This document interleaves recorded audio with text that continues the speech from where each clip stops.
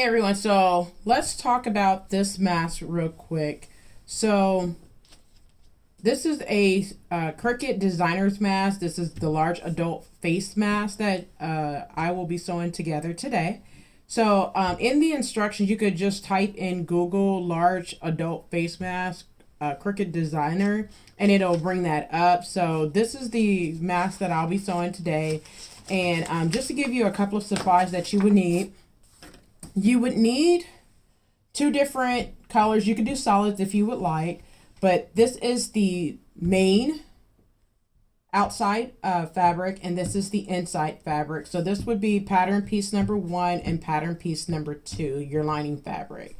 So make sure when you cut out, right sides together, and then cut around for both the main fabric and your lining fabric. So what I'm going to do is pin just this part right here around the curve. So make sure with the right sides together, you pin. And now all seam allowance is going to be 1/4 of an inch seam allowance. So when you go to the sewing machine, just make sure that you are sewing using 1/4 of an inch seam allowance. Now normally I do not pin because it's not a long seam to do, but I'm just going to pin for the sake of this tutorial. And then I'm going to do the same thing with the lining fabric. I'm going to pin just around the curve, and I'm going to go to the sewing machine and sewing 1/4 of an inch seam allowance, back stitch at the beginning and at the end of your seams. So you're going to back stitch at the beginning and at the end of your seams. Now, when I sew this together, I'm going to sew like this. What I mean is I'm going to go to the sewing machine, sew 1/4 inch right along this curve. I'm not going to cut my thread. I'm going to pull a little bit and then sew the same thing around this curve. So let's go to the sewing machine and do that. Now what we're going to do is we're going to sew 1/4 inch seam allowance, back stitch at the beginning and at the end. So I'm lined up with my 1/4 inch seam allowance. I'm going to put my presser foot down, back stitch, and then sew all the way to the end. Now remind you, I said I'm starting here, I'm going all the way around the curve.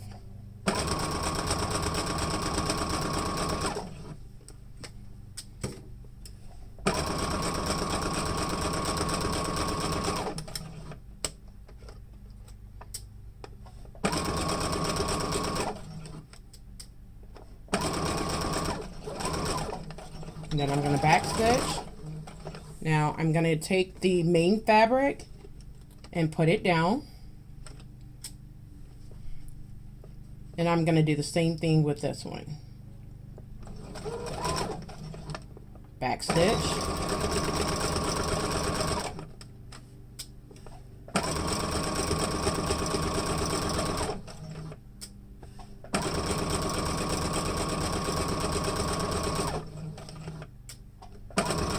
Now I'm reaching the end, so I'm going to go ahead and back stitch.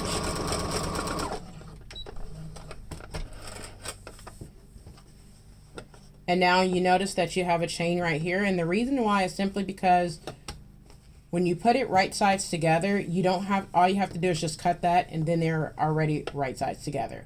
So let's go ahead and go back to the sewing table and I'll show you how to do that. Alright, so now that we are back at the sewing table, so the next thing you want to do is take the bottom, put the bottoms together and tops together. Now what you can do, you can press if you want. I'm just going to finger press it because I'm going to press after I sew around the nose area. So just make sure, normally what I do is I line up the seam lines, one going one way and the other one going the opposite direction. So my lining fabric, I always make sure that the seam allowance is to the right, and on my main fabric I make sure the seam allowance is going to the left. It just makes it easier when I'm pinning. So I'm going to pin right here at the seams, make sure that they are completely aligned, and then just pin in a couple of more places I'm going to pin right there, and then I'm going to pin at the end. And then I'm going to do the same thing on the other side. We're going to pin halfway and then pin again at the end. All right, and then I'm going to flip to the bottom. And then, like I said, make sure that you are lining it up at the bottom as well. Pin at the bottom, and then you're going to do the same thing, pin in a few places. So I'm going to pin there and one at the very end. And this just cuts down on how many times you go to the sewing machine. So if you do it all in one continuous, you don't have to go to the sewing machine, and it makes sewing your mask up even easier. All right, so now we're going to go to the sewing machine using a 1/4 of inch seam allowance. You're going to start at you're going to backstitch at the beginning, and at the end you're going to sew all the way around the curve. Clip your threads and then sew the bottom, and that would be using a 1/4 of inch seam allowance as well. So let's go to the sewing machine and do that. All right, so make sure you lined up with the 1/4 of inch seam allowance. Put your needle down, backstitch, and then you're going to sew around your nose area. And when you come to a pin, make sure that you do not sew over your pin. Around the curve area, go very slow so you can stay lined up with your 1/4 of an inch seam allowance.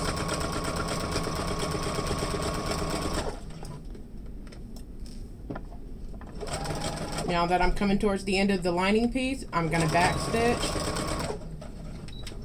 pull my thread, and then turn it over and do the bottom the same exact way. So I'm going to put my needle down, presser foot down, and start sewing. Make sure I backstitch and sew all the way to the end.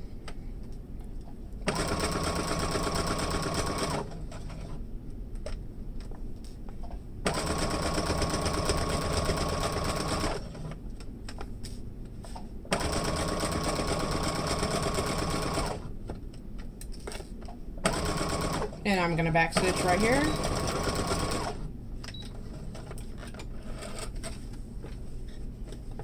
And this is what it should look like. You have your nose area stitched and the bottom edge stitched as well. Okay, so now that we have sewn the neck, I'm sorry, the nose area and the bottom, you're gonna turn it right sides out.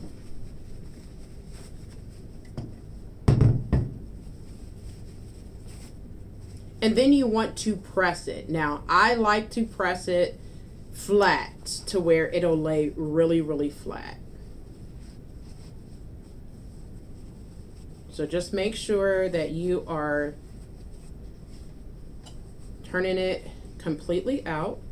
And then what I do is I make sure that it is pressed. So I'm going to show you exactly how I press it. So I press one side, and I'm just using the Cricut mat. It's not sponsored or anything. I'm just using it because I do not want to take out a big ironing board, but you can use your ironing board. It'll work just fine. No problem there. And then you want to sew the other side the same way. So just go ahead and try to get it as straight as possible, and then sew the other side. Iron the other side, I'm sorry.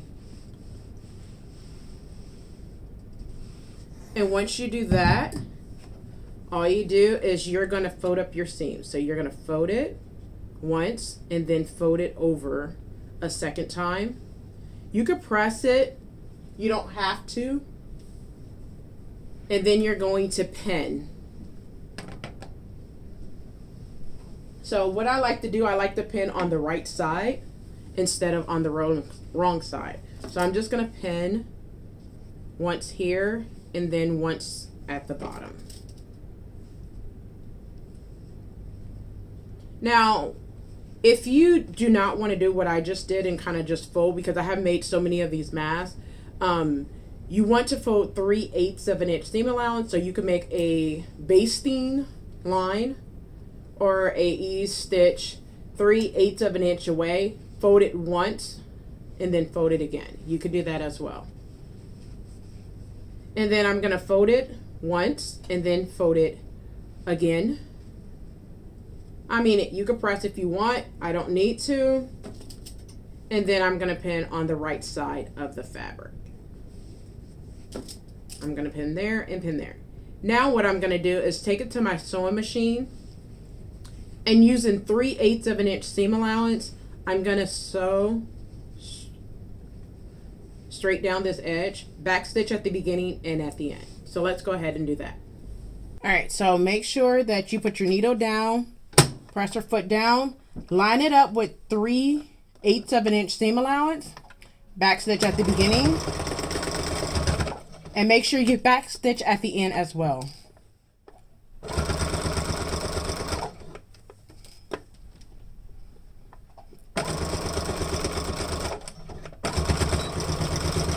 And then do the same thing to the other side. So just turn it over, line it up with 3/8 of an inch seam allowance, needle down, press your foot down. Make sure when you come to those pins to pull them out. Backstitch. And sew all the way to the end. And then backstitch again. And that's what you should have. Now let's go ahead and start making some bias tape in order to create your drawstrings. All right, so in order to make bias strips, what you want to do is take one corner and you want to fold it to where you have a 45-degree angle, kind of like a right angle, right? You want to fold it. And then you want to cut on the bias. So for bias strips, you want to cut 1 3/4 inches. So all you're going to do is take your ruler. Now this is 1 inch in the middle. So I'm just going to line it up with 1 3/4. I'm going to make a line. So I'm just going to use my chalk roller here. Line it up.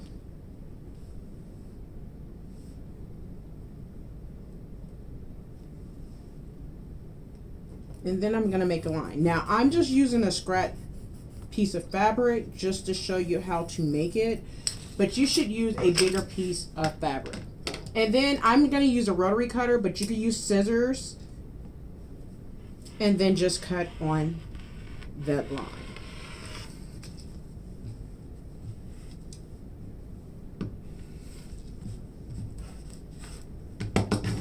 And then you have a strip of bias tape. And I'm just going to cut it in half again. Now, after you make your bias strip, what you want to do is cut off the ends. So what you want to do is take your strip, and then you're just going to cut off the tip on both sides. And then you're going to do it on the other strip as well.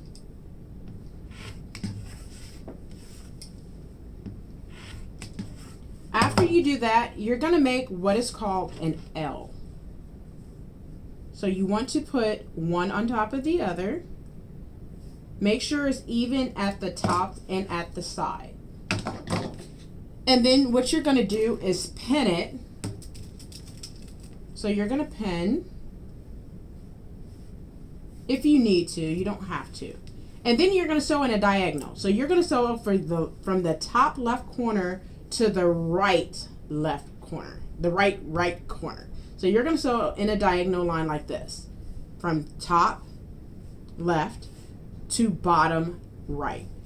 So when you flip it over, it's going to look like bias tape. So let's go to the sewing machine and do that. Okay, so these are the bias strips I actually cut. I'm not using the sample ones that I cut out for you. So what you want to do is you have it in an L shape, right? So you want to turn to where that left top corner is right underneath your presser foot. Put your needle down, your presser foot down, and then you're going to sew diagonally. So take your pin out, backstitch at the beginning, and you're also going to backstitch at the end. and then backstitch at the end. All right, I'm gonna sew one more for you. So when you turn it, you have a strip of bias tape, but you're gonna trim it down right here. So make sure that you trim this down. So I'm gonna do one more for you. So once again, you have the bottom, you put the top in an L shape, right? And then you turn it to where your top left corner, you sew from the top left corner to the bottom right corner in a diagonal. So backstitch at the beginning.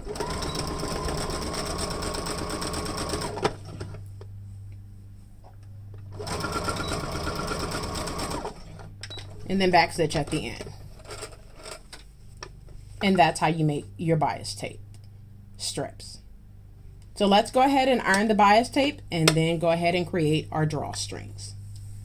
All right, so your bias strips are sewn together. So flip it over, and the first thing you want to do is press your seams down. Now I sewn 3 or 4 of them together, so I'm going to press at every seam. And it doesn't matter which direction you decide to sew it down on. Just make sure whatever direction you press your seam down, you want it the same on all strips. So after you press them down, you want to fold your bias strip in half. So fold it in half, and I'm just going to do one or two, like one or two of these. So you want to fold it in half and press. The length of your bias tape. So just make sure you're doing it in all layers for all of your bias strips.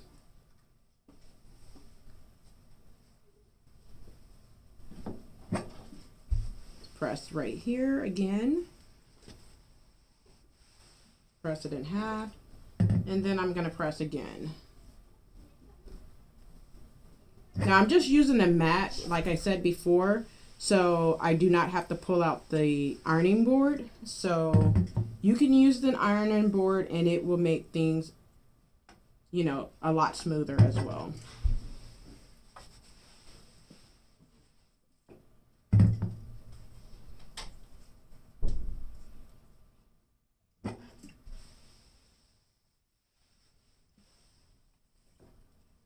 And then this is my last strip. So I want to press this in half as well.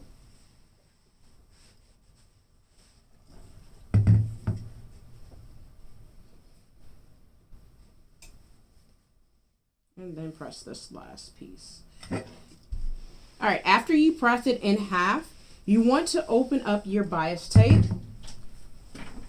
And it should look like this. And you will fold half, both of them. Half. Fold one side to the center and fold the other side to the center and press it down.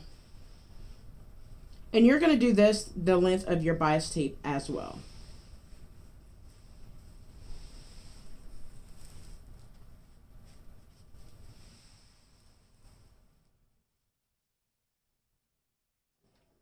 After you do that, I'm going to do the rest of my bias tape, but after you do that, you want to fold your bias tape over. So fold it over.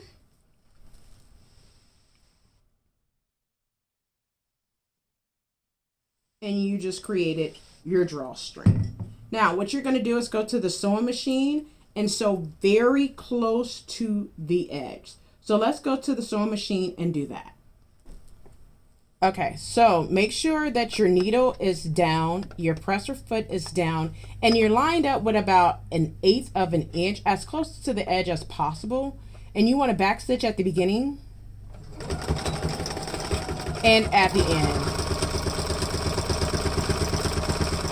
And just make sure that you keep your bias strip lined up with 1/8 of an inch seam allowance.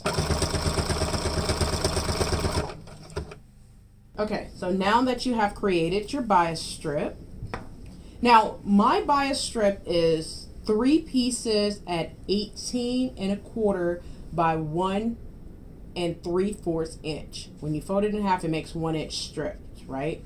So 18.5 times 3 is 55.5 inches. So you could make them however long you want, depending on if you're making them for someone or if you're just making it for yourself. You could just wrap the bias tape around your head, tie it in a knot, and see how long you need it. All right, so I put a safety pin at one end. Now, what I'm going to do is start at the very top by the nose area, and I'm going to sift it through. So I'm going to go in one side and make sure to go all the way through.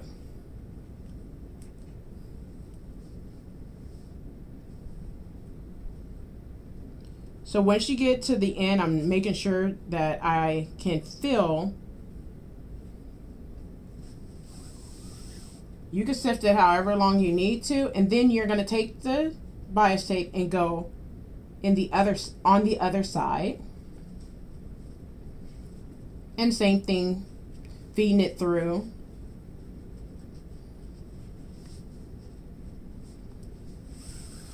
And then you pull it out. Now, like I said, it could be however long you want. I'm just going to make mine, I'm just going to leave it as long as I need it to be. I think a good sides would probably be about 50 inches long, not to exceed 60 inches total for, you know, guys with bigger heads or anything.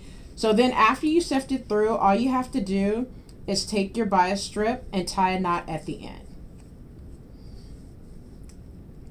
So just tie a knot on this side and then tie a knot on the other side as well.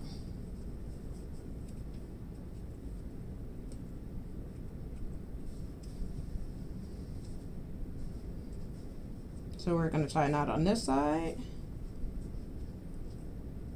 And then you are all done.